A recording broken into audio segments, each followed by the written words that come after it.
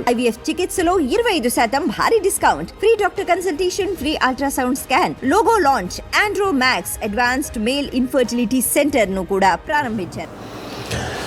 కేంద్రంలో ఎన్డీఏ కూటమి ప్రభుత్వాన్ని ఏర్పాటు చేసిన విషయం మనందరికీ తెలిసిందే. అయితే ఎన్డీఏ ప్రభుత్వాన్ని ఏర్పాటు చేయటానికి ముఖ్య కారణం టీడీపీ, జేడీయూ. సో అయితే ఈ నేపథ్యంలోనే కేంద్ర ప్రభుత్వం తాము ఏర్పాటు చేసేటువంటి కేబినెట్ కమిటీల్లో ఈ రెండు పార్టీలకు కూడా సముచిత స్థానం కల్పిస్తున్నట్లుగా తెలుస్తుంది. ప్రతి పార్టీని తమ ఎన్డీఏ కూటమిలో ఉన్నటువంటి చిన్న పెద్ద పార్టీలన్నింటికీ కూడా సమన్యాయం చేస్తూ వస్తున్నట్లుగా మనకు అనిపిస్తుంది. ఎందుకంటే ముఖ్యమైనటువంటి కమిటీల్లో దేశ భద్రతా రక్షణకు సంబంధించి, అలాగే పార్లమెంటు వ్యవహారాలు, ఇలా ఆర్థికపరమైనటువంటి అంశాలు, ఇలా పలు కమిటీలలో ఏపీకి కూడా సముచిత స్థానం కల్పించింది. దేశ భద్రత రక్షణ రంగానికి సంబంధించినటువంటి కేబినెట్ కమిటీలో ప్రధాని అధ్యక్షతన అమిత్ షా, నిర్మలా సీతారామన్ ఇలా పలువురు ఈ కమిటీల్లో ఉన్నారు.